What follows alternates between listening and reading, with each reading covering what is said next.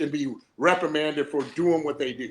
And if you listen to Chris Bell say it in Bigger, Stronger, Faster, and Jeremy will tell you, there's hardly that many. There's not many cases, and Flex even told me this when he went through his whole liver thing, and people were talking to him saying, PEDs is not the problem.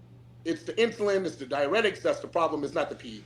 Yeah, I Right. think It's like on that movie Lyle Zeta, when everybody was saying that when he had his brain problems, it's like everybody was saying that, oh, it was all because of steroids. Oh, it Nope. was all because of the no. PEDs. Even his own doctor, even his own brain surgeon said it was bullshit. Yeah. But no, everybody wants to point the finger at that. The other thing though is cultural acceptance of Yep. bodybuilding in general.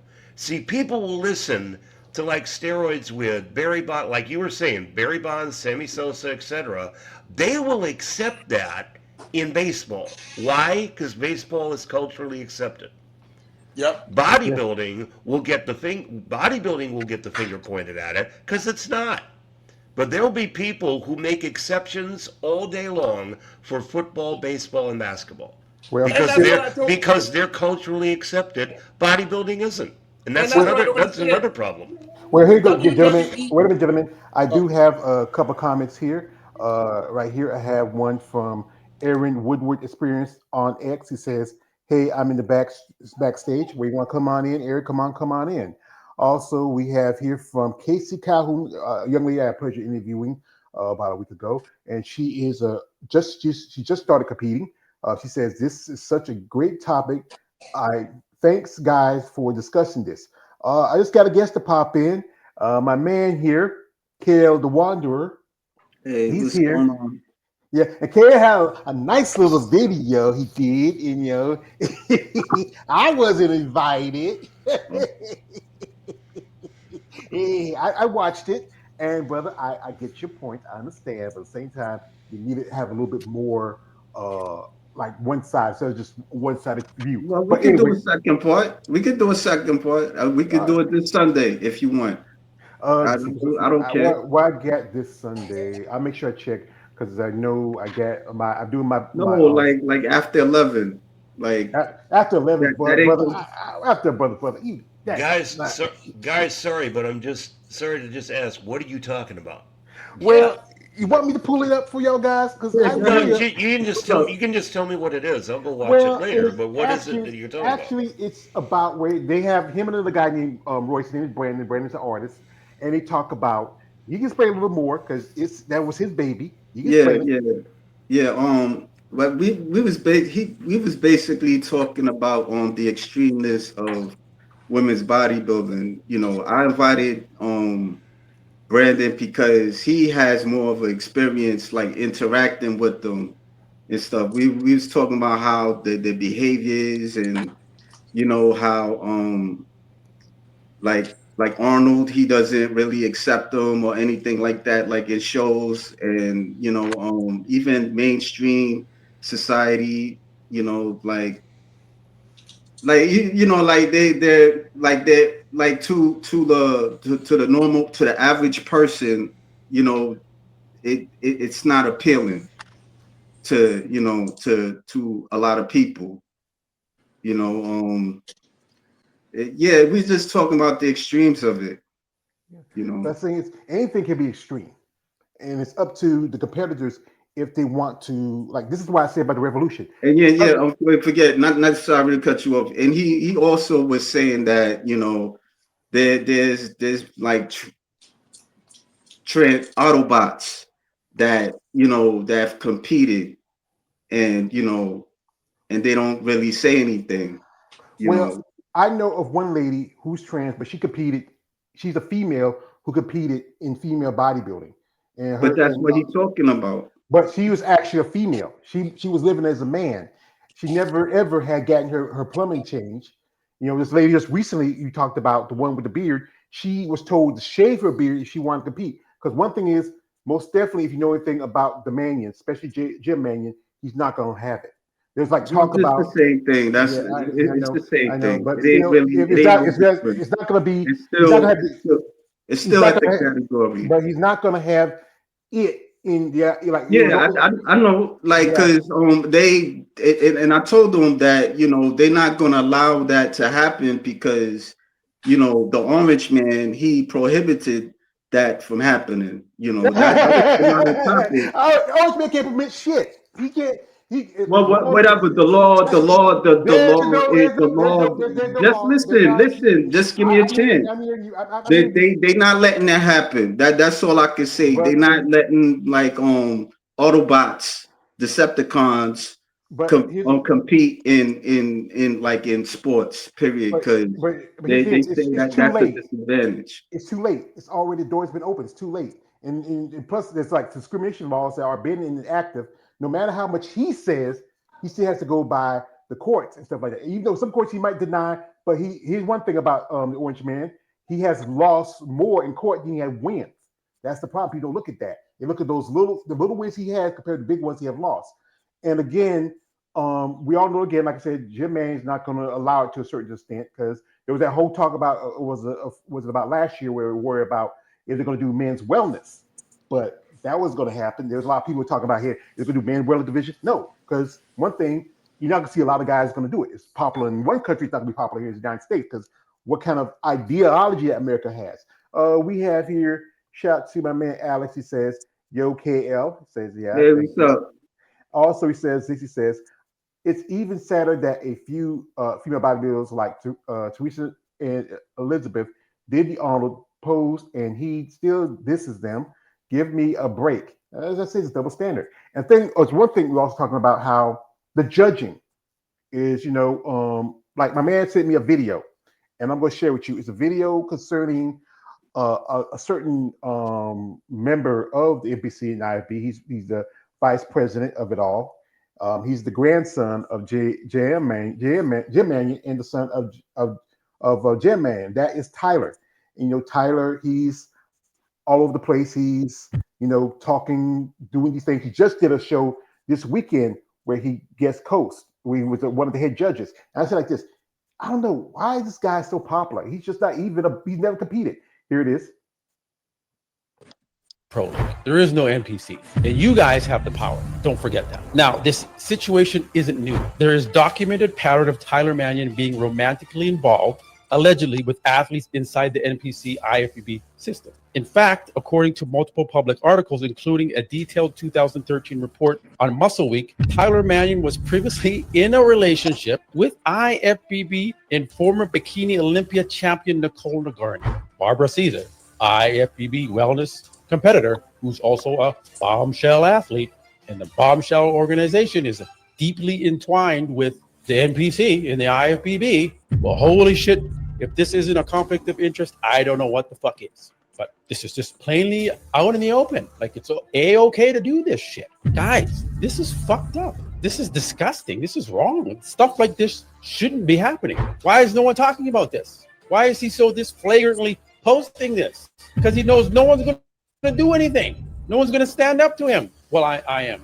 I'm making this public more so than it already is. This sport is supposed to evolve and adapt with the times. It's supposed to get better. We're not supposed to have situations where the vice president of the Pro League is allegedly in a romantic situation with an IFB Pro Olympian. And it's allegedly not the first time. There's an ongoing pattern of this. Should Tyler Mannion have to step down as the IFBB Pro vice president due to his conduct? That is on full display between allegedly what's going on between himself and Barbara Caesar, IFBB Pro wellness competitor.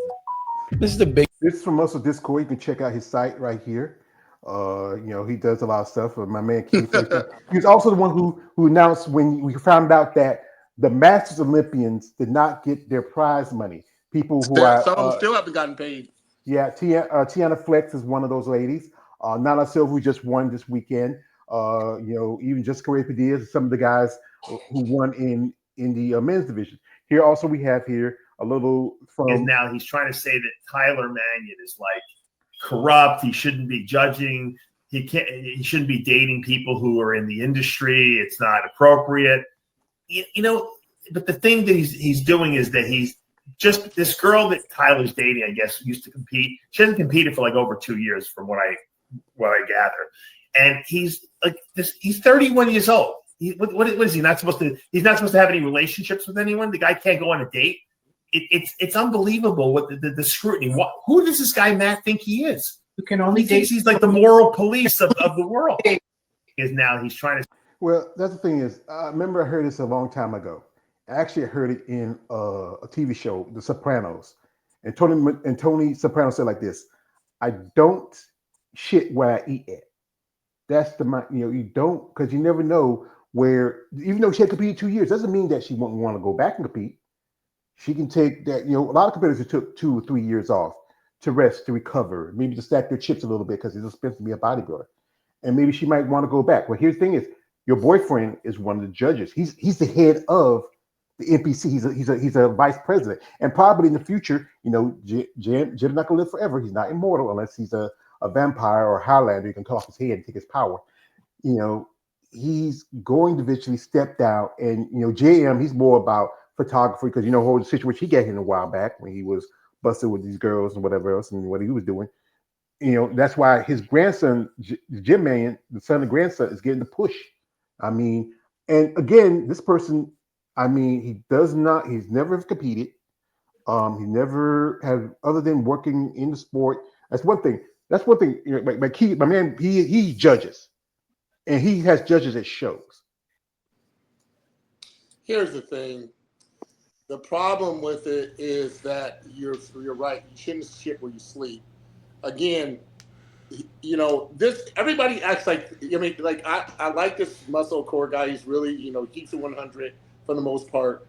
He, some of the subjects are kind of, whatever. But here's the problem. This shit ain't just started like now, like 2 years ago. This shit's been going on forever. Lee Thompson put everybody on blast a long time ago, about this shit. Jack Tatone and Ann Tatone and sending other judges naked pictures of his wife and when she was competing in Olympia. And we know how long ago that was. So this ain't nothing new.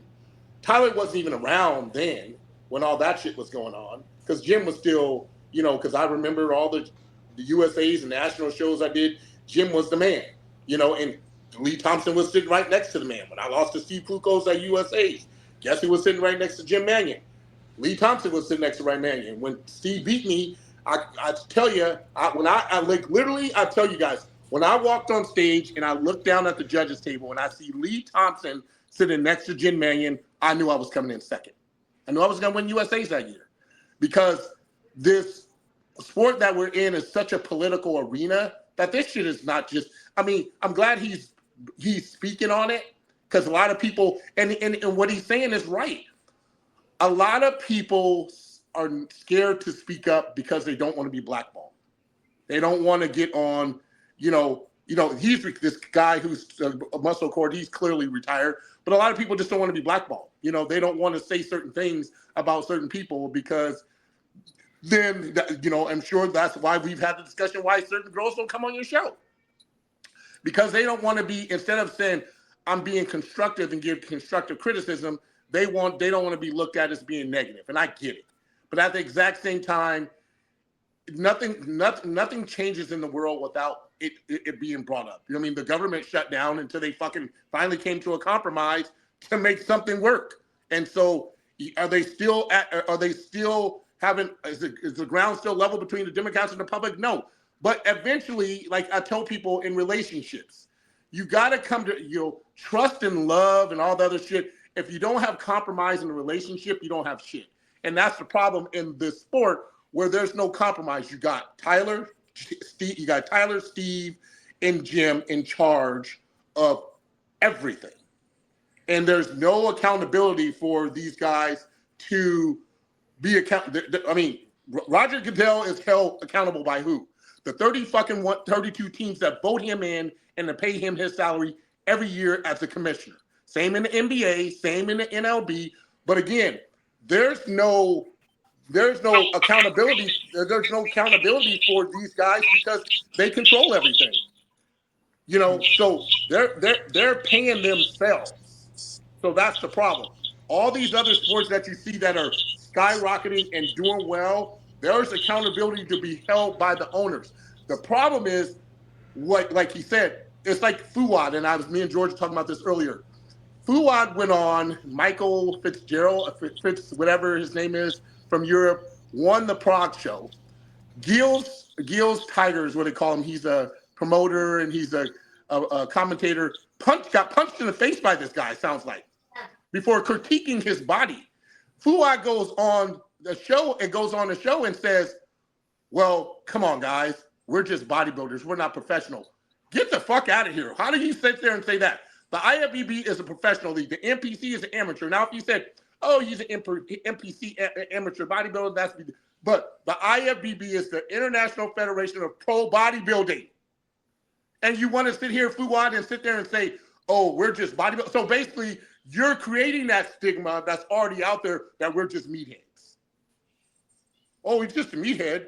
You know, if you can't take constructive criticism, and I don't give a shit, I tell my kids, my daughter's 5th and 6th grade basketball team, if you're not coachable and you can't take constructive criticism, then you shouldn't be playing any kind of sports whatsoever. I don't care if it's bodybuilding, basketball, soccer, lacrosse, you shouldn't be playing any kind of sports. But yet, a guy who is respecting this industry, you punch him in the face because he's giving his feedback on, you know how many times I went to punch John Ray in the face for saying shit about me?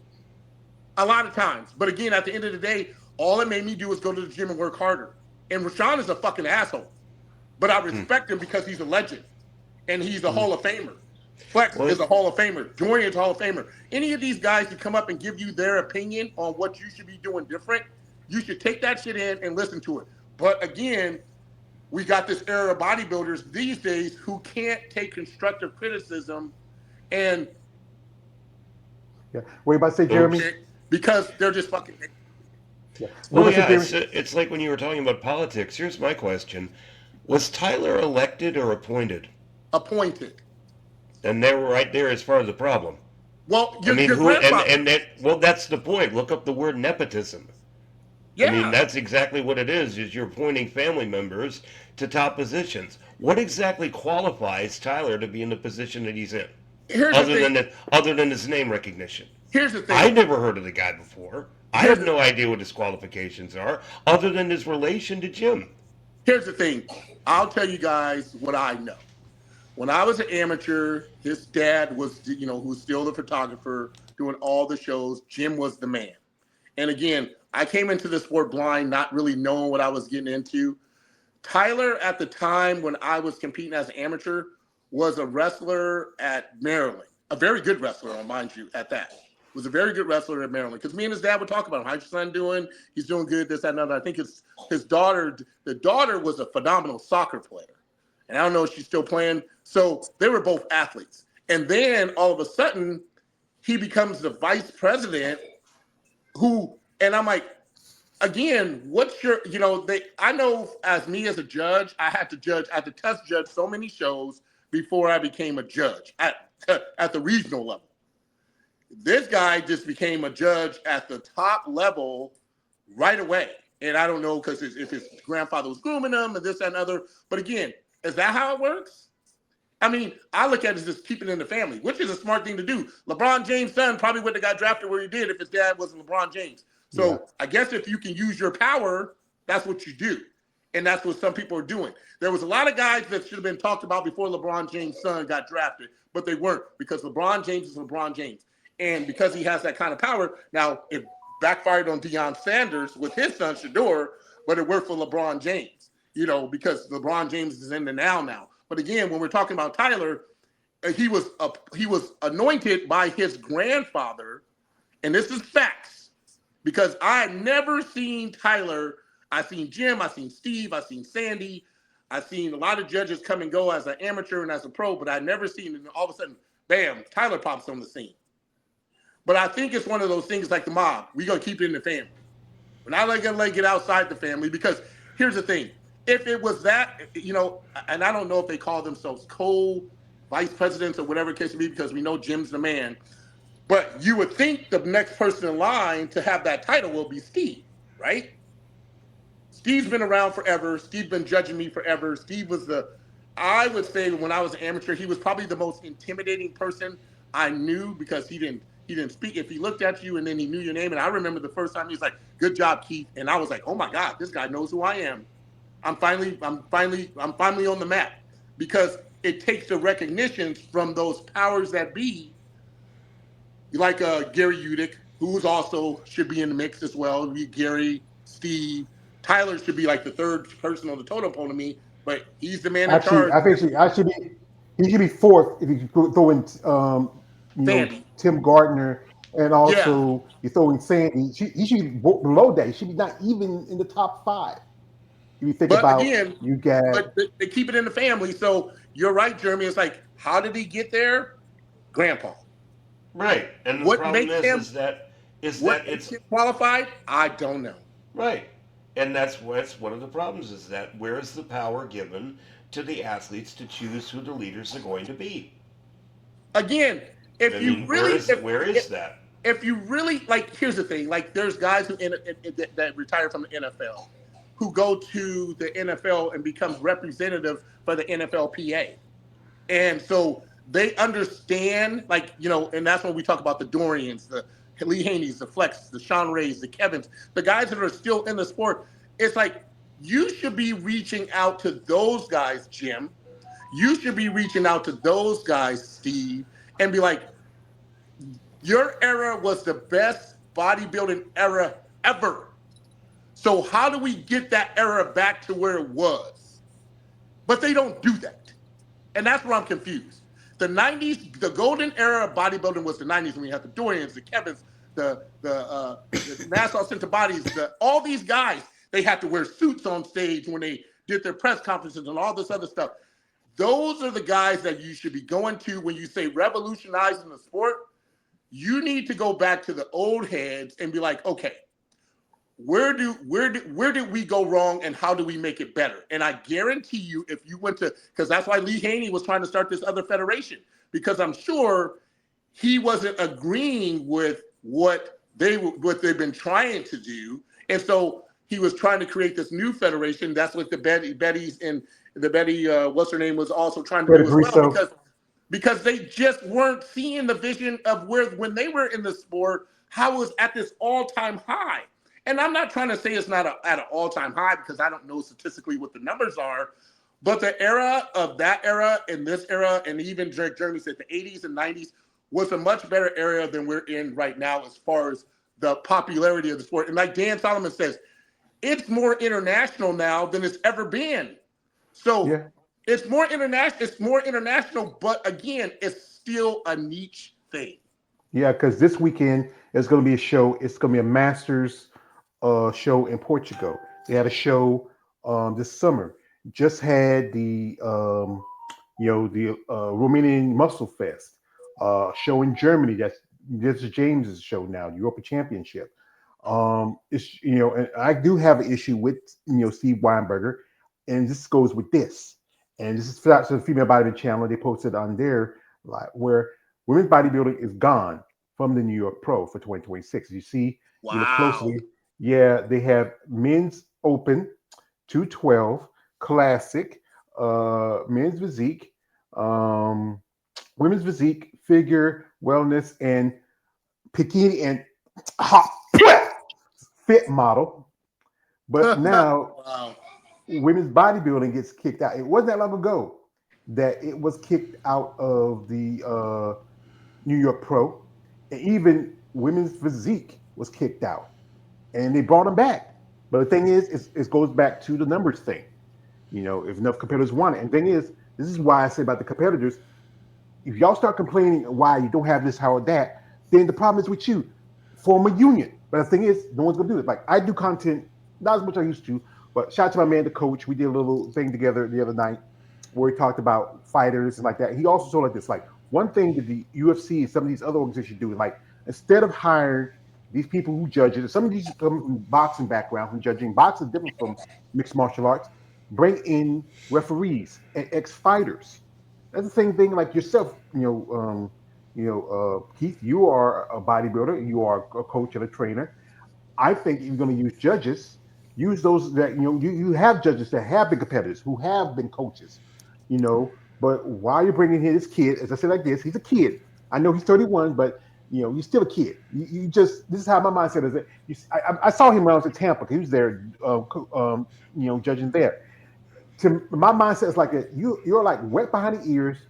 Your breath smell like Similac. You barely get off your mama's titty, and you still get, you can still smell the breast milk on your tongue. You Here, we you know, here's my go ahead. question: why don't they have some of these former pros, like the guys I mentioned, ever judge shows, who actually know what the fuck they're looking at and actually know what they're doing? You know, I mean, I just don't understand why you can be like, hey, our guest judge, and they don't have to be a head judge, but our guest judges, I mean, I know some of these guys are well, at Jack Tatone show, he has a bunch of IFBB pros that judge his show.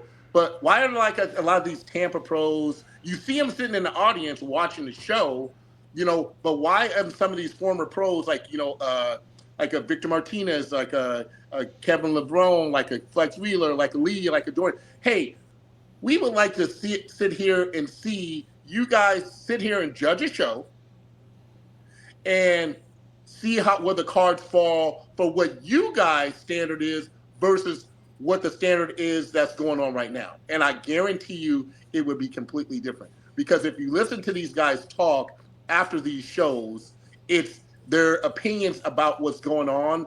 It's like I think the last thing I was watching is like they don't think that the bodybuilders of this era practice posing enough, and that's why the posing sucks on just the whole spectrum of men's and women's bodybuilding. They just don't practice enough.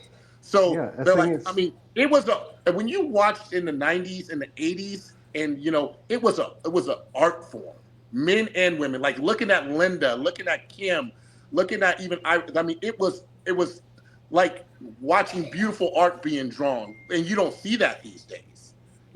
And part of the problem is because they don't take it, I tell people, what I tell my clients, the hardest part of what I do as a competitor is posing. It's hard as fuck. I can go to the gym and train all day.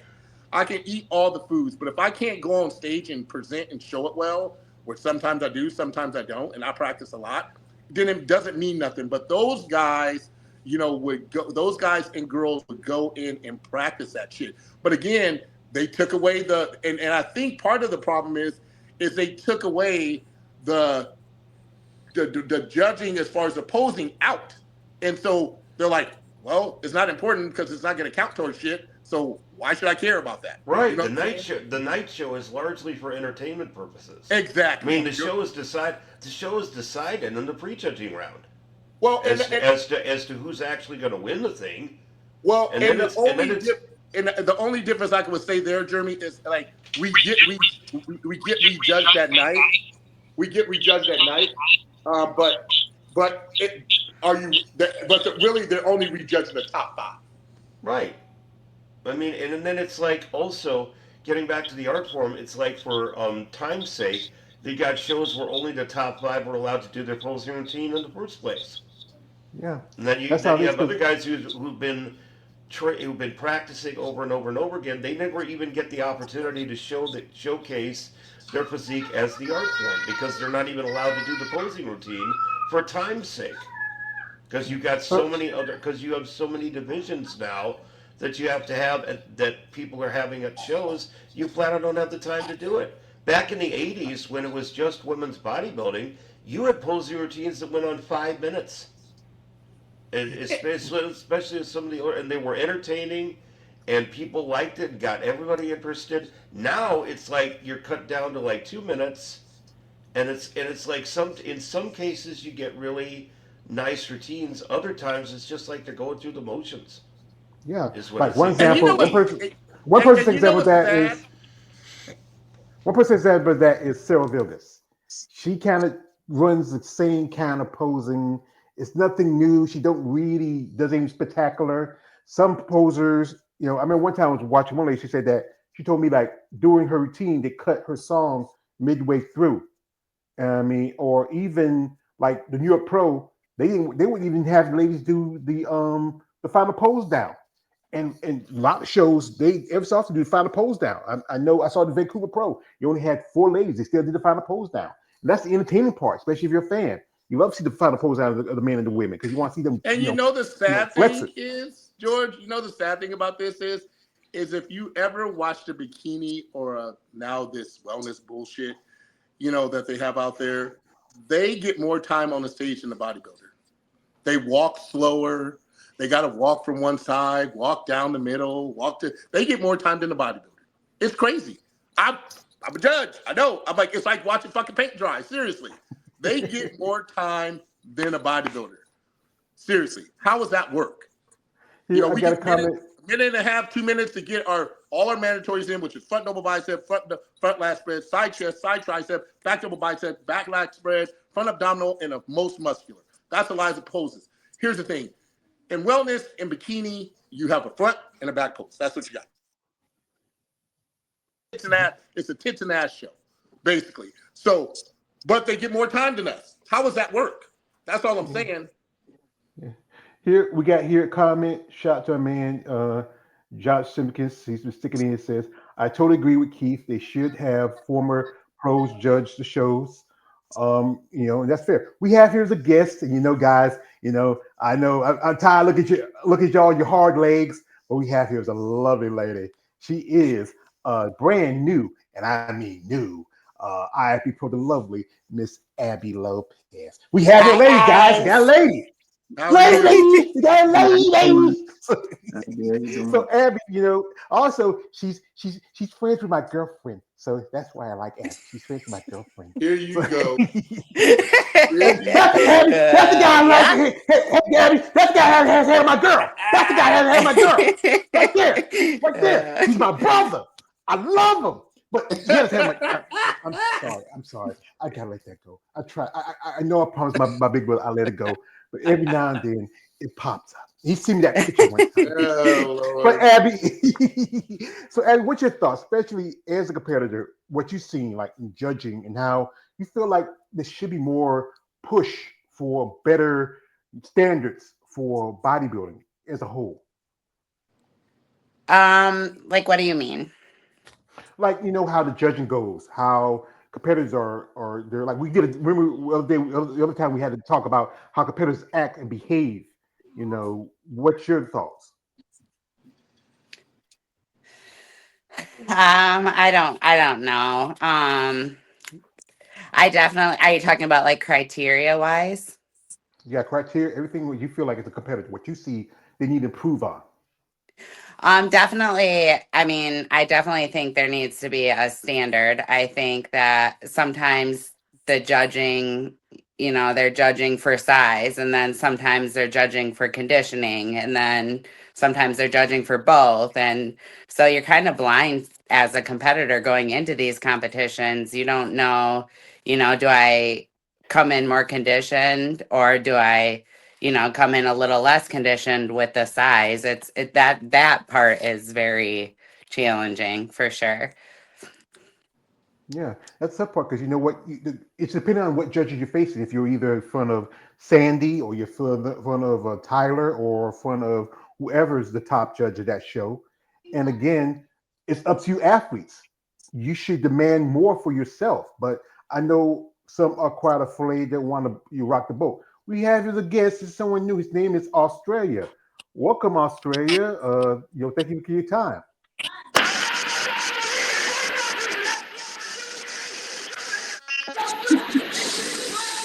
I don't know who he is, so I'm just gonna. Yeah, I don't know who this guy is. He's popping. Some people just got nothing else to do in their life.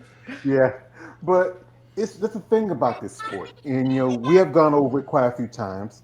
We know next year is going to be the new point system, and it's more like it's going to affect certain divisions that they're trying to cut down the numbers from. When you look at I think men's classic, men's men's physique, figure, not figure, wellness, men's classic, men's physique, wellness, bikini. That's what it's directed to because they say like this: if you do a top tier show like New York Pro or the Auto Classic, you get to go to the Olympia automatically, but then you have to do at least 3 shows if they're like second tier to get to the Olympia. Yeah. We have here is my little brother, my little nephew. I call him my man Alice has came through. And also we got a Hey, hey Alex. Alex. Hey, Also we have a Alex. comment. Also a comment from DJ J. He says, "What's up, hey?" And also this is from DJ J. Says this. He says, "Will it be able to join you another time?" Yeah, whether you feel like you got to join time. But thing is, we think a union. I'm gonna ask the two professional bodybuilders. Would you think a union would help make changes? Absolutely. Maybe. Absolutely. Yeah. As a Well, we'll go pro ladies first. football. Let's go ladies Oh, first. sorry. Let's go ladies first, Keith. Let's go ladies first. Yeah, I think definitely it would help because I think the standards would be the same, across the board. And I think for sure, yeah. Keith. Well, absolutely. I mean, it's like, every professional sport, me playing the NFL, me even when I played arena football and I think I played in Iowa where Kurt Warner came from, and then we moved to New York where New York Dragons, they started the union there, which they didn't have one at first, but then it protected the players. And the owners didn't like it because then the players were protected. Then we had a union, we paid our union dues. It's a coalition, and then we were protected. Our money was protected, our health was protected, everything was protected. And so when you have that, then you feel like you have a say. It's like my son's agent, my son who just left Hawaii, went to uh, Virginia, and his agent said, "Let me be the bad guy." When you when you when you start something like this, a union or a coalition or whatever we call unions these days, the people who are representing the athletes, which is lawyers and agents and this, that, and other, are there to protect the athletes. They don't give a shit about the IFBB. You do this so that you're protected as an athlete. That's why I'm still getting a pension. That's why things happen like that happen. But when you have these owners taking advantage of athletes because athletes don't know what to do, that's what happens. And that's what needs to happen because we're not protected by anybody. We're not protected. The IFBB is not protecting the athletes. The IFBB is not protecting the NPC. We're paying into this shit. We're paying a lot of money. You're paying for IFBB pro cards. You're paying for travel. You're paying for hotels. You're paying for all this other stuff. And I'll tell you one thing: when I was introduced to this union by the AFL, the Arena Football League, it completely changed the dynamics and the money and everything for the athletes. And they loved it because the standards had to be raised by the owners who were making all this money off the athletes. Now, think about this. As athletes, we're not making money from the IFBB if you're not placed in the top five at Right, shows. exactly. So, again, to have something like that is saying, okay, I think Chris Mims had brought up, and I think I brought this up a long time ago. He had even a vision of like, okay, athlete goes to a show, signs a contract going to the show. When you go to buy your ticket to go to the show, if you sit here and say, who are you going to see? You're going to see Apple. You're going to see, okay, then you're going to get a percentage of those ticket sales. You know, Yeah, because for you're sure. not making because you're not making money outside of that. If you're not placed in the top five, you ain't making money. You're shell and it'd be interesting to do the analytics on this to say how much money as an athlete. I know how much money I spend. I don't know how much money Abby spent A on. ton. Way too much. And I'm sure I wear just a pair of trunks. But again, you guys wear suits and all the stuff that says analytically wise, how much money did it take for you to turn pro, and how much money have you spent from the time you start competing to now? How much money have you spent to get to where you are now, and how much money have you made? And it's not very much for a lot of athletes. Yeah, Right. And no. so, Where is the base salary? I exactly. don't know of any other professional league anywhere that doesn't at least pay a base salary for its competitors Well, what other league can you in the turn pro that you got profession. to pay for a pro card? Right, exactly. Yeah, It's like yeah. where's the base salary? With all the money these people are making, you should be at least getting some kind of stipend. You should be at least getting some kind of base salary. Maybe might not be much. It's not going to be anything compared to the NFL or the NBA or Major League Baseball, anything like that. But still, it's like, where's the base salary? You don't Well, even Yeah. get Also, that. and also one thing is like you paying 250 a month, a year for that pro card. So where's that money going to? Is it not going to like paying, like, when I worked in my job, when I used to work my job, I had my Social Security, my this and that, my this and that, and then had other stuff like my health care, my 401k. So like, that was money that was laid to the side out of my check. So you're paying to compete. Where is that 250 going to? If it's not going to, like, okay, like, let's put in, like, in for a pension plan. So when you finally want to retire, and some companies do this, they put in also a part of the money into that plan so you can have something, because sometimes you may not work as long. And then, okay, like we had situations like bodybuilders who get sick, die, or one person who, I'm gonna pull up her. She just made her appearance at a show a while back. That's Michaela Aycock. And Michaela was going through some stuff, medical stuff, and I, share this picture here. And she looks like look like she's in good health now. It's not, it's one thing to see these ladies when y'all ladies are clothed up, but she looks like she's good in health, and She's an she took a step animal. Have back. you ever seen her lift? Yes, she posted that a lot. Yeah. It's Yeah, crazy. she's an animal. Yeah. She's Yeah, awesome. and, Besides Jennifer, and yeah, then think I'll about, give her that. hmm, Alex. I'm sorry. I thought you were talking stuff. Sorry. Alex will say something. Get back to us. But yeah, that thing is, if you are an athlete, we have heard, like my man Keith told me how what Kai Green went through. The guy was homeless. He was like living out of his house with no lights and stuff like Me and him that. in a homeless shelter. Yeah.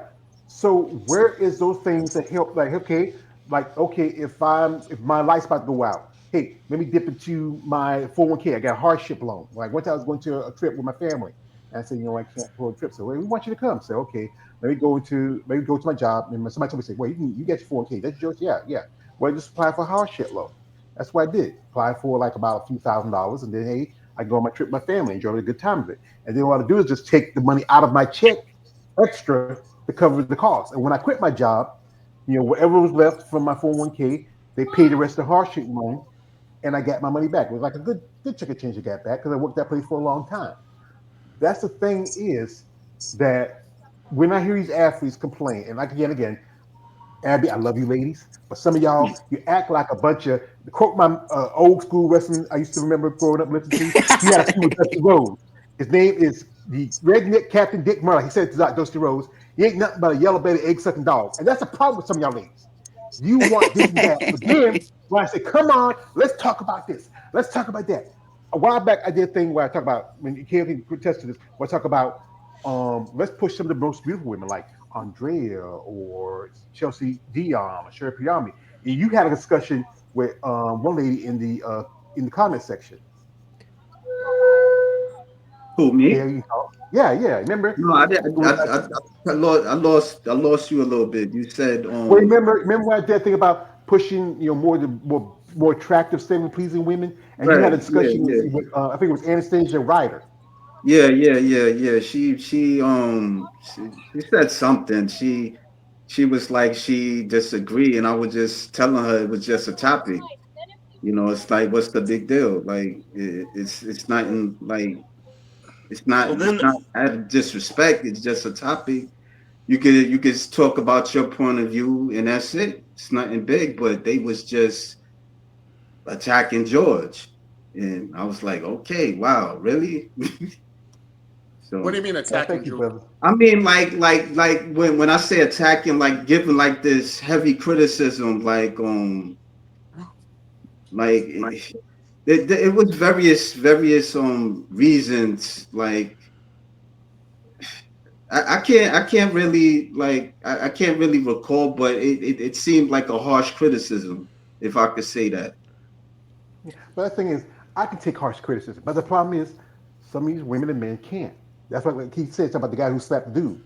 You can't take when somebody tell you something, and this is something. It's not being, being evil or being cruel. It's just me pointing this out, where I say, okay, why not? Let's go ahead and, like, one thing is, like, if there's an issue, select whoever you feel like you want to be representatives. Like, you can select whoever, like, maybe you want to select, Derek Lungford, you want to select, maybe Andrea or Sid Gillen or whoever you want to say. Like, let's have these people sit and talk with the Manions or whoever who's ahead and say, hey, we having a problem here. For one thing, just did Olympia. Derek gets $600,000. Why? And Andres is like, I'm the Mr. Olympia. Why? I'm not asking to get $600,000, but at least because now Jake has cut the prize money at the Rising Phoenix. It's now, and you know, it's always been an Olympic qualification show, but now it's more open because he doesn't have the invitation. Somebody didn't Yeah, like that because I put in the Jeff on. it's something that's coming to me like when you was talking about why female it could like what was that topic you was talking about sex sales or something like that. Yeah, And like so Hands one of only. them they yeah, had an issue about it um could OnlyFans and all these other things, could it help female bodybuilders get that publicity? And so one of them was saying that no, I don't do that type of stuff. You know, I'm not gonna, you know, entertain guys that masturbate over female bodybuilders and all this type of stuff. And you know, it was a lot. It was various reasons why they didn't want to join the panel. And the I thing was is, Well, here's the thing. Here's the problem. If and I think what they misconstrue what George's trying to say is in George and Jeremy, you correct me if I'm wrong as well. When you have these fans only in all these other places, like here's a prime example. They offered Tina $10,000.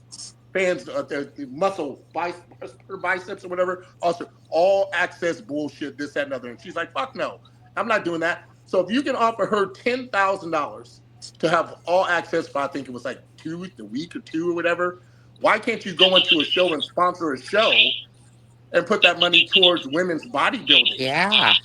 Instead of sitting there and saying, "Oh, her biceps will pay you $10,000 to have full access to whatever." I don't even know what the content was even about. I knew it was not good, and she knew it was not good, and she has a standard that she's like. And I'm sitting there like, well, if you got $10,000 to pay her, and you're paying all these other girls to go on your sites, why can't you take some of that? Because you know they're making money. Because if you can offer 10,000, that means you're making money.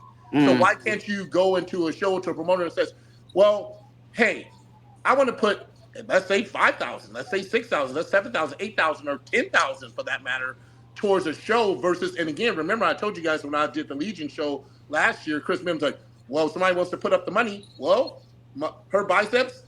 Guess what? Then these fans get to see these girls up close and personal versus a video. You know what I'm saying? Yeah. You get to see them.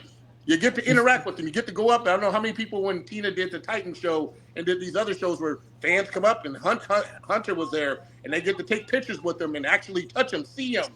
You know, the physicality of looking at somebody, looking at Abby right now versus her being right there and be like, oh, I get to take a picture with this girl. I get to talk to her for a minute, this, that, and the other, versus looking at a goddamn video. I'll take that of the physicality over watching a video any day of the week. And that's what I think these girls are misconstruing what George is saying and that we're talking about is there are a lot of people out there, you know, who have money that can do this, that are in that industry, the fans only as well, that are in that industry that can pay the money to put towards these shows because, I mean, let's just be honest. These girls are making pennies on the dollar. You know, the girl's like, oh, we're raising the money for the show that this happened in Vegas to $6,000. Well, the first place prize Ashley won $2,500, I think, $3,000 or $2,500, where she gets Yeah. paid $25,000 at the Olympia. So really, you're talking about pennies on the dollar when we're really talking about this situation, and it's not. And again, the reality of this matter is bringing the former pros, bringing the current pros all to the table to have a discussion with Dan, Jim, Tyler, Steve, and whoever else is in control of these federations. They don't want to see that shit. Here's a prime example. I have a client that's getting ready for Master Nationals in Vegas this weekend. Margie, George, she's getting ready for the Master Nationals. Do you know what the entry fee is for one class? you know $395 you and a know $5 processing fee. So here's that's how money. that's $4. And So that's one class. one That's class. not any others So that here's they the might crazy have to thing. enter. So she looks at me and she's like, Keith, and I won't get into it. She's like, Keith, I got to pay for this class, this and other. You mind if I pay your fee later? And I'm like, I don't worry about money. That's fine. Because if you sign up late, it's another 175 if you miss the Holy entry shit. deadline. So here's the funny thing. So I think because there's not very many competitors that are competing in this show, they have put on their IG that they have waived the late fee. So if you still want to get in the show, you can. Because I think people are like $400 for one entry to a master. So here's the thing: you pay $400 for entry, one entry, and if you do turn pro, you got to turn around and pay another $250. Holy. Here's Right. That's right. crazy. Tell me I'm not crazy. Right. Yeah, that's Yeah, I think that. ridiculous. Yeah. Here's though a tough question, and I've been wondering this myself because of a couple experiences that I've had. Here's the tough question. You were asking why her biceps wouldn't do something like sponsor a show rather than to offer 10 grand for all access stuff. Yep. What if the majority of the fan base of female muscle doesn't give a damn about the competitions? What if they don't care? Yep. Because I had a guy at work. He was writing out a list of names. Nikki Chartrand, Janine Lenkowski, Andrea Shaw, Angela Yao. And it was like, I recognize all those names. It's like, so how long have you been a fan of female bodybuilding? He was totally shocked because he didn't think there was anybody else that he knew of that was going to a fan. I said, so who do you think is going to win the Olympia? He looked at me weird and said, what's the Olympia? Wow. He had absolutely no idea. He Wow. was the only reason he was interested in it was because of her biceps and was because of OnlyFans. That's the only interest that he had in it. So here is the really tough question.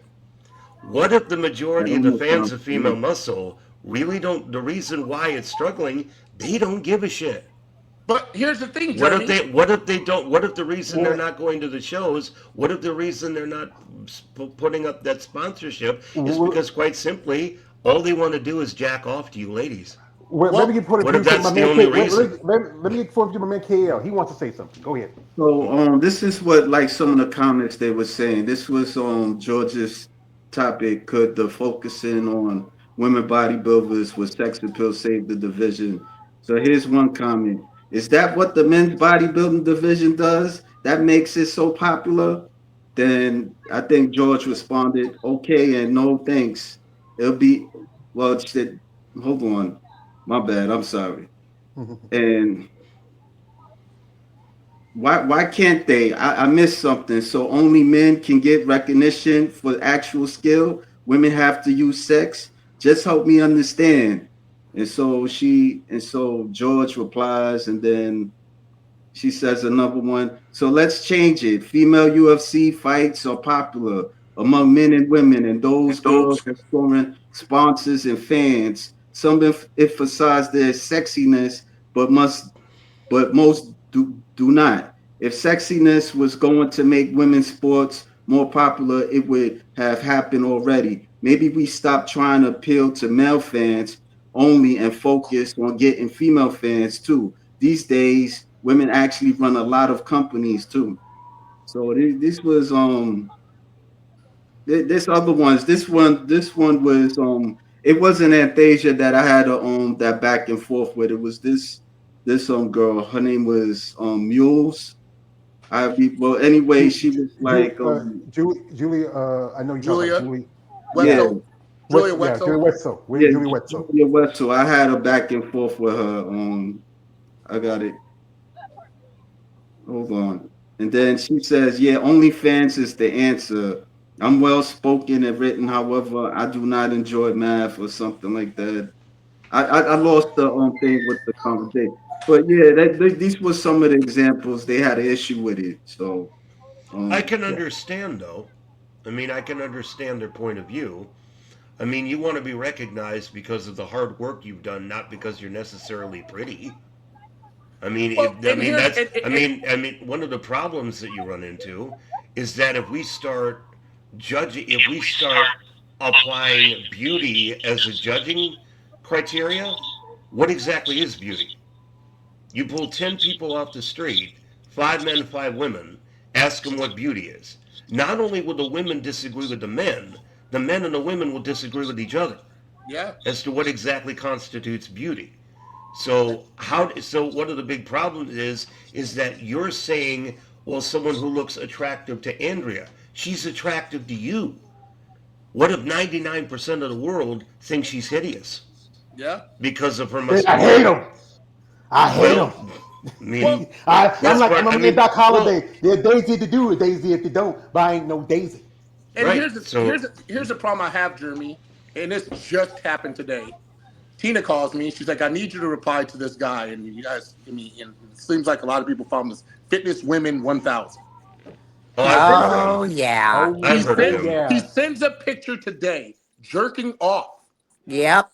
a video, Yep. until he comes. And I'm like, but all you women are following him. Not saying you, Abby, but all these women are following him. Even our coach, Melanie's. I said, why are you guys off? I reported him to Instagram. I'm watching this video. I'm like, are you fucking serious?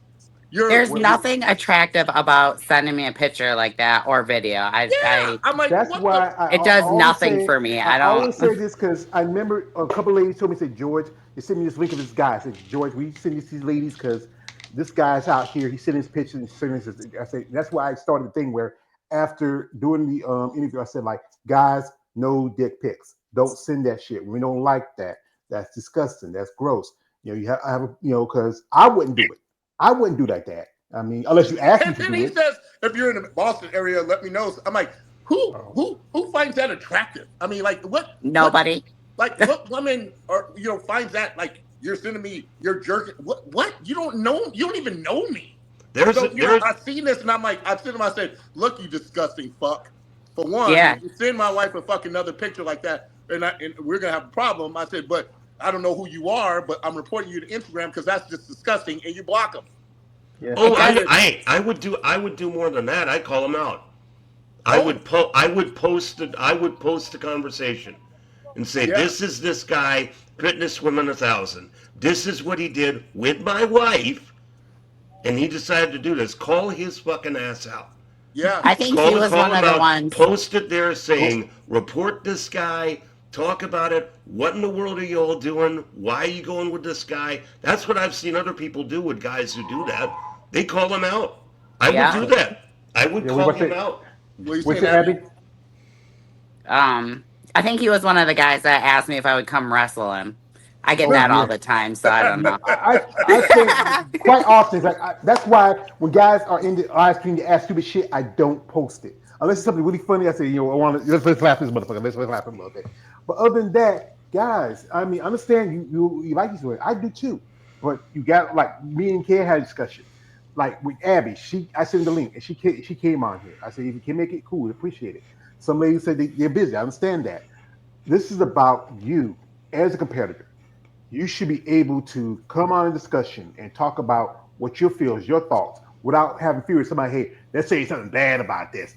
No, it's just as a person, I need to voice myself. I need to have let people know how I feel and share my thoughts or my opinion on how things are going. Like the OnlyFans thing. OnlyFans sponsors fighters, and some of those fighters don't work on the platform. Many of them just use it because it's a brand. It's something that puts money behind the sport. And like these promoters, they get these money from these companies, Titan Nutrition. They were there when I was in Tampa. Victor Conte just passed away just about a couple weeks ago. Redcon, all these other exercise and nutrition companies. So how much money you're investing in these shows and promoters, and where are the money? I know it's going to production, but I remember when Jeremy said like you can do a live stream where you can get some kids from the AV class from high school or college. They can set up with them. These kids know that They stuff. can. Yeah, yeah. I mean, and that's the problem. It's like I like I said before. I don't think the IFBB and the NPC, with all the competitors that they have, think outside the box. They don't. Really have to have a I don't think they do either. executive producer of some sort within the IFBB walls that says, okay, this, it's like the NFL where I played in for 9 years. It's like you have certain production, you have certain things, the Super Bowl, the playoffs, the regular season. It's the people who create the schedule, all these different things to make this machine, make it a well-ran machine all year long. And they don't have any of that. Until you do that in the 60th anniversary deal that Dan Solomon's talking about, it's great and all, but so when we see it, are they talking about the sport in a whole? Are they talking about men's bodybuilding, women's bodybuilding, figure fitness, and all this other shit? Or what are actually they talking about? Because he was very vague on what it was going to be about. So Right, am I gonna see a preview for it? To see, like, I remember when the first time I went to see Generation Iron, I was walking to the movie theater and somebody's like, "Hey, you're the guy in the movie," and I'm like, "I am," and they're like, "Yeah, you're in the movie." I was like, "Sweet." So I went, I was already going in the movie. I'm like, "Oh, there I am," but they don't even tell us that you're going to be in the movie. They just, you're just in the movie.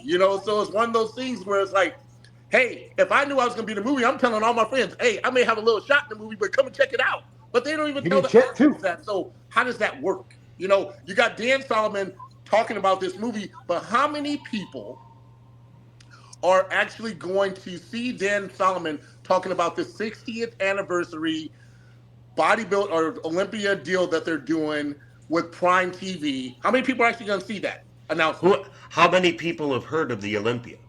Just like you just said earlier, the How guys many who do the people? building. How many people know? It's like, Yeah, yeah, you can post this on Prime, but there's an old saying: you can lead a horse to water, but you can't make him drink. exactly. It'd be You smarter can to you put.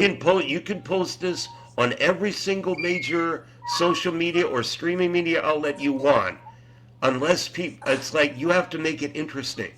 You have to get people interested to actually come and watch, and actually pay to see this. How It'd be many people are better. going to? How many people? Just because you put it on Amazon Prime doesn't mean you're going to recoup what you spent to be able to get there. And It you know doesn't. me, I mean, there's no guarantee of success there. you Just because probably. you put it on a big Go ahead. streaming, just because you put it on a big streaming platform doesn't necessarily mean it's going to be successful. Nope. You probably put it on PBS and maybe get more attention for it. And that's free.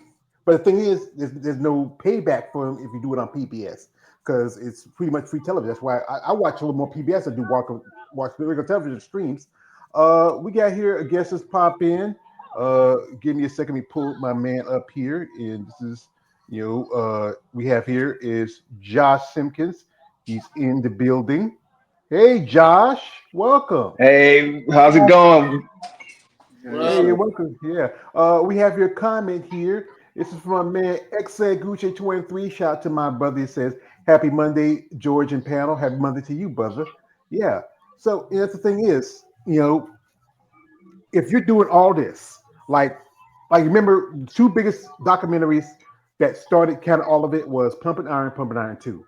We talked about there was the Supersized She, Generation Iron when Keith was in. There is it's still a growing format, but you got to find people who want to invest into it. Like again, a producer or something like that, especially somebody can be a go-to between the athletes and the higher ups. You know, that thing is change is good, but the problem is people don't like change. You want everything to stay the same. You can never stay the same. You want a sport to evolve and grow, like we talked about how The Rock want to put his hands into it, and he really was a fan of bodybuilding because his ex-wife was involved in it. And you see celebrities. I remember when I saw some clips of Olympia. I saw Shannon Sharp was there. Little John, he was there because he's got into bodybuilding. He does natural competition stuff. You know, um, it's just that if you want that change, there has to be work between the athletes and the higher ups. Everybody has to play their part. You know, And here's the biggest problem that I have with our sport in general, and I would like to get Abby's intake on this. It's not see, it's bodybuilding. I get that, but it's also a lifestyle change to be just healthier in general. So it's not about just how big can I get or how many steroids can I take. It's about a lifestyle change. It's about weight loss. It's about more energy. It's about longevity. Tell people, I said, the gym for me is the fountain of youth. I tell people you can sit on the couch and fucking die, or you can go to the gym and do something about dying. So it's more about, and that's what the IFBB doesn't promote. They don't promote just a lifestyle of being healthier. Where's that wellness aspect of this? You know, we keep talking about, women's bodybuilding this and men's bodybuilding this, but where's the wellness and the lifestyle change of just people just being healthier? Yeah. And that's the I problem. It's totally like, agree. if you promote more of, okay, it's like, you see I see all these things on IG right now, the military workout, you just use a chair, or you go, this one guy talked about just people going on walks and things like that. If you start promoting some of that, which, I mean, I go to the gym and there's hundreds of people in the gym, hundreds, but they're not all bodybuilders. There are people trying to lose weight, trying to be in shape, trying to recover from injuries and all this other stuff. That should be a bigger and broader spectrum for the IFBB and the NPC, because I see a lot of people who go on stage who've lost a ton of weight, just want to get on stage. But you're promoting that. You're promoting just this little window of, you want to be a pro. No, and here's the thing. Not everybody that's going to be a pro is going to make money as a pro, whether you're a master or open. It's just reality. So why not open up the spectrum of, okay, this is a wellness, it's like, as Arnold say, the fitness expo, whatever the case may be, but you kick some sports out. It's like kicking some sports out of Olympia. Again, I tell people, what did the NFL do that was the smartest thing they ever did, is create flag football. And flag football is not only in the Olympics now, but every kid can play it, because parents were scared of their kids getting concussions. And so they're like, my kid's not getting CTE. So the NFL's like, the numbers, because I coached youth football for years with my son and my kids, and numbers are going down.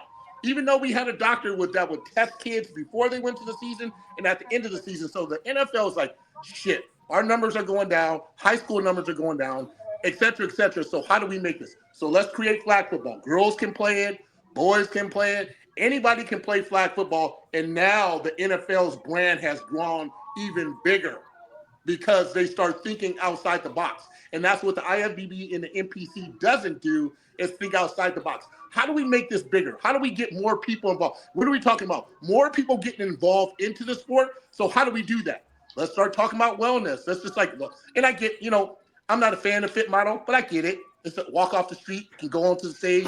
You don't have to be as big. Seriously, you don't have to.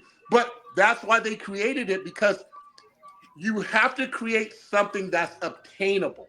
And for me and Abby and Tina, for us, our looks are not obtainable for most people. So the IFBB said, okay, let's create fit model, because they've gone so extreme with bikini and even wellness and even bodybuilding and all this other stuff, that we have to find some common ground for the person who don't want to go extreme, but just want to be in shape. And that's where the wellness aspect, I mean, even women's wellness, these chicks are ridiculously looking.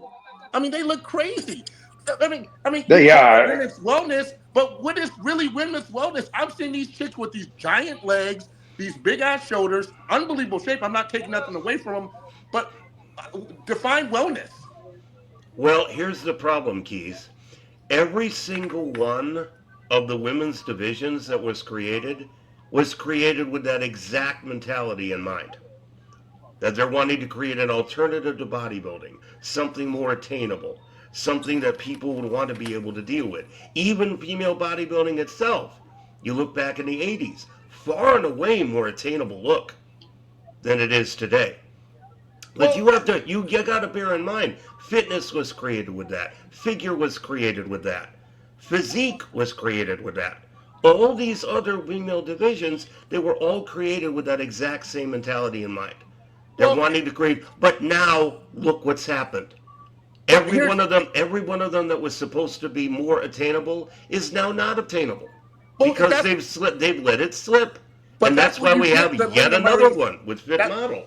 That's why you get the Linda Murrays and Alina Popas and the women. And like when I was talking about the guys on the aspect of, you get some, and I'm not, and sorry to exclude figure, that you get the Nicole Wilkin Lees and the Alina Popas and the other women, other side of the 90s and the 80s era, who also compete and bring all these guys and girls in and go, if you had an idea of what the sport should look like and be like now, I guarantee you none of them would agree with what's going on right now.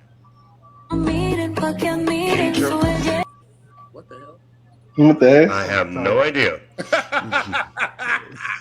But think It's about just it. something because I'm. If you think about it, if you put Alina, some of the best, the some of the best bodybuilders, men and women, figure in bikini, even in a room, and brought them all together and says, "Hey, if you guys had to see, if you guys looking at the sport where it is now, what would you think, and what do you really want the sport to look like?"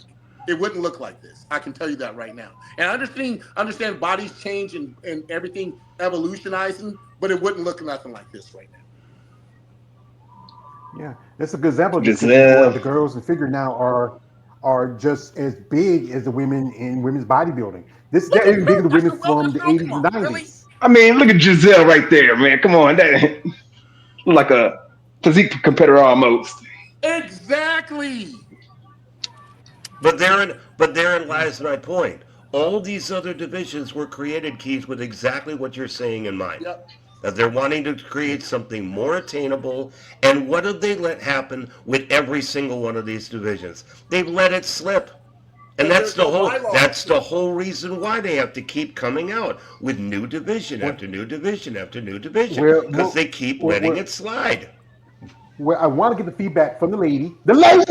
If Abby can, I think I saw her. She Abby, might be I in the car cannot driving see to it. you at all. Abby. Yeah, All I Don't see Abby, is mind. a she's in the all dark. I see is a black screen. It's because I'm in the car. Oh, okay. uh, she crying in the car. But that's what we want to get from the lady. What her thoughts? Because she just turned pro at the He universe, broke that. and what was that experience? Damn it. No Because more. Once it dies, sorry. that's all right. You paying daddy. But Abby, what's your thoughts? I definitely agree they should be promoting the whole sport, not just being on stage, but the whole sport, with diet. I mean, weight loss starts in the kitchen. You know, we all stick to a strict diet, but they can promote eating and food and lifting, and it's not just about being on stage. It's the whole thing. That's what bodybuilding is. It's what you're eating, how much you're sleeping, how much you're going to the bathroom. I mean, all of that is a part of bodybuilding. It's not just being on stage. Mhm. The thing is, I think that's the thing is that they have to realize that, like back in the day, you used to see bodybuilders on like fitness shows, and they were hosting and training and working out. There's a video I've seen showed before on here, a video of Arnold working out with Richard McLeish. You have people like Kiana Tom and Monica Britt working out together. Yep. You had Corey Eveson working out with Galad. Remember, working out with Hmm. Galad. You see slow motion in the beach on Hawaii. Stuff like that, and that did help out bodybuilding a bit. But again, it's up to the athletes if they want to make the changes. And if you like again like this, when like Keith, you remember what that long ago baseball had a strike. NBA had a strike. Other sports have said, you know what, as the athletes, we're the people that everybody comes to see. We should demand more for ourselves than anything. But again, it goes also put in another situation, the organization UFC, where it was a fighter, she wanted to push Ewing, but somebody she told somebody about it. That's one thing. When you do something like that, you never tell anybody. Keep it on the low. You do it on the side. But then somebody rat her out. Then her last fight, where the opponent couldn't fight because she was overweight, she was over the weight limit. And then they paid her out and cut a contract.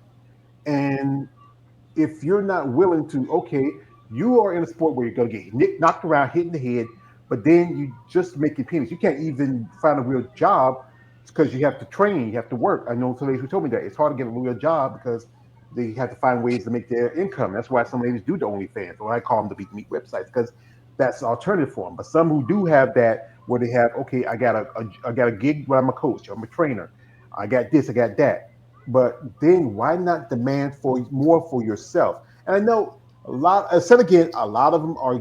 No offense to you, Abby, to my and Keith. A lot of you are a bunch of yellow belly, egg sucking dogs. You don't have the courage to step up. You're afraid you're going to get hurt, or somebody going to say something. You're going to get blacklisted. But why me, a guy who's not nobody, not a bodybuilder? Like I got boobs, and I'm a muscle person, like buff chicks. Why am I talking about this? Why not y'all getting together? Why not sitting down and saying, you know what? we've been you say give send it like a thing to a proclamation to Jim Mannion. Say, hey Jim, we've been competing in this sport for years. We've been paying our dues, making money for you in NBC and IVB. Why not do this thing for us? No one comes to go to Olympia to come see you or come see Jake. Yo, Jake. You know, I'm a fan of Jake, but some things he's kind of backpedaling on now. Yeah, but you know how Why long they. Sorry, you know how long they've been talking about having a union in bodybuilding? years? I know. How many times people I remember trying to remember what was the press conference? It was Kevin LeBron. I don't know. I don't think Lee Priest was there, but I'm trying to think of whoever it was. They were talking about that very issue, and this was like I think 30 years ago. Mm. King Kamali was there. I'm trying to remember all the other guys that were there, but that's what they were talking about. And they've been talking about. Lee Priest has been talking about a union in bodybuilding now. I think for decades, but But nothing has come about. But even in that meeting, they talked about they're afraid. They're uh, afraid to do so because it's exactly what Keith said earlier. These people have all the power. They here's do. Jeremy, They're and you're afraid of right. getting blackballed. And Jeremy, you're right because I trained with Flex before I turned pro, and the only reason why Flex did not become Mr. Olympia and Ronnie became Mr. Olympia because Flex left Leader. He told me that. He's my trainer. He's my big brother. He's like, there's this political. Charles Glass says, do you know how many checks are? I asked him. I said, do you know how many checks are passed back and forth between the higher ups and sponsors and this that, and the other for to put their place person in the right place. And I experienced it 3 times as 3-time runner up at USA's and Nationals. So I get it, But again, your athletes are so afraid, and this is facts. And somebody even told Tina at one point in time, they're like, the reason why he hadn't turned pro yet because I had said something and I didn't. I think the one year I placed second at Nationals in Atlanta, and I was standing in the middle the whole entire time, and there's a video saying why they keep fucking with them, and because my sponsor got a hold of a video that Dave Palumbo posted that he wasn't supposed to play, and I was under contract with Muscular Development. And when I got back to California, I was told, and this is facts, that because of what had happened between Dave Palumbo and Muscular Development, that's why I came in second. So I was pissed off. I threw my trophy. Jim Mannion made me and 4 other guys go back on stage and take the picture, but I didn't want to. But again, it's like you can't you have to tippy toe around because they're in charge. They're in power. We're not in power. It's like when I mentioned NFL and I get it, the MLB, because these are teams. These are players that are all sticking together. In bodybuilding, it's an individual sport. So you got to get Abby, you got to get me, you got to get Andrea, you got to get this person, you got to get that person for us all to come together like the Declaration of Independence and all write our names on the fucking thing at the exact same time for it to work. And that's not how that's never going to be. It's never going to be Avengers that way. assemble. Huh? Yeah. I said Avengers assemble. Exactly, right? But it's never going to be that way. It's never going to be that way where we're all, or hey, like I mean, think about if we really, I don't even know how many IFBB pros there are in the world today, former and current. It's a lot to get them all together. Let's say 60%, because 60% is a lot of value to go and sit there and say we're not going to stand for this anymore. But a lot of people are not going to do that because they're reliant on this, and I don't even know why, because it's 60%. I think what does Kai tell me what the percentage is of the actually IFBB pros that are actually making money in the sport is less than 5%. And that's terrible. Mm.